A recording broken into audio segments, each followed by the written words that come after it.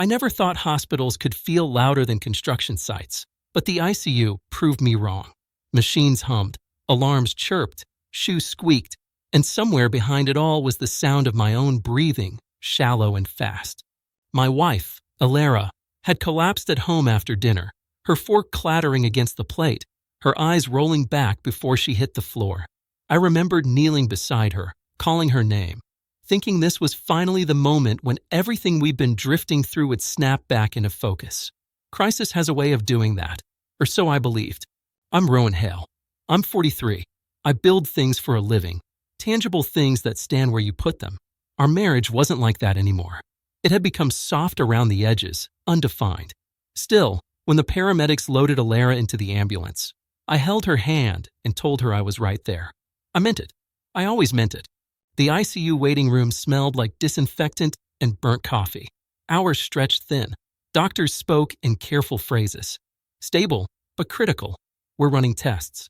I nodded, answered questions, signed forms, did what I was supposed to do. Being useful has always been my reflex. It keeps panic at bay. When they finally let me see her, Alara looked smaller, swallowed by wires and tubes. Her hair was tucked behind her ear the way she liked it, neat even now. I stood there, watching her chest rise and fall, feeling a strange guilt for noticing how peaceful she looked. I told myself this scare would reset us.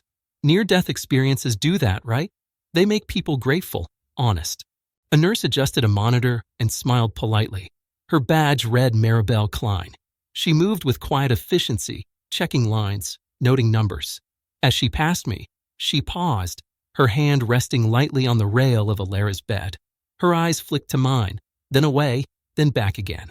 It was a small hesitation, almost nothing, but I've learned to respect small signals. They usually mean more than big ones.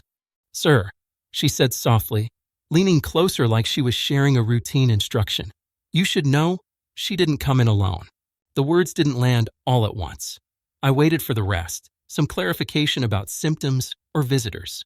Maribel's voice dropped another notch. "There was a man with her earlier. He left before you arrived. Said he was a colleague." Colleague. The word echoed, hollow. Alara worked in marketing. Late nights, conferences, team dinners. I'd stopped asking detailed questions months ago.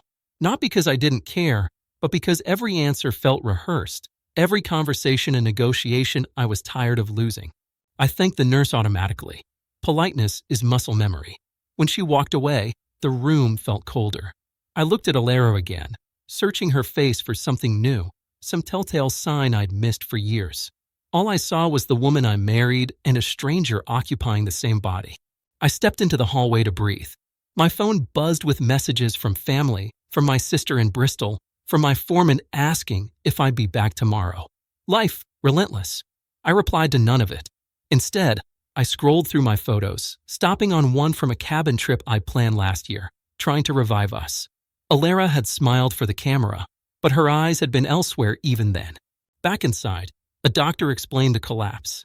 Severe dehydration, electrolyte imbalance, exhaustion. Not life-ending, but close enough to scare. I nodded again. Exhaustion. I wondered who had tired her so completely. When visiting hours ended, I sat alone, listening to the machines. I wasn't angry. That surprised me. Anger requires heat, and what I felt was clarity, cold and precise. I replayed Maribel's whisper, the careful choice of words. Didn't come in alone. Left before you arrived. Those details weren't medical. They were human. I thought about the last year. The missed anniversaries, the way Alara flinched when I touched her shoulder, the phone always face down. I told myself love evolved. That quiet was normal. I'd filled the silence with effort, with patience, with the hope that consistency could substitute for connection.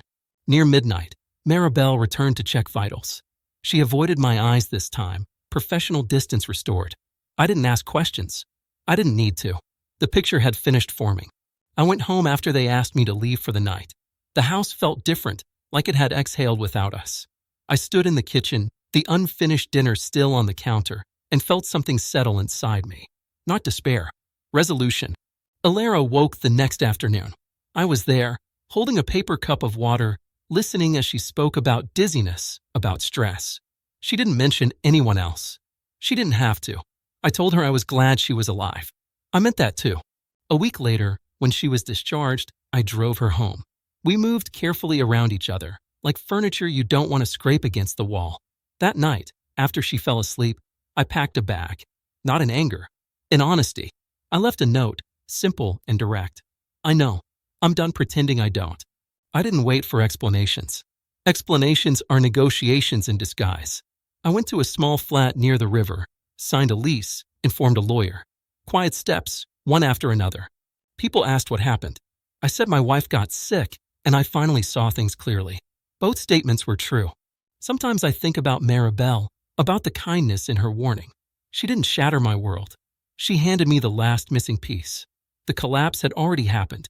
It just took an ICU whisper to make it impossible to ignore.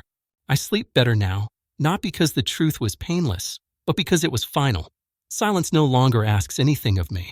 I build my days deliberately, brick by brick, and for the first time in years, they hold. Steady.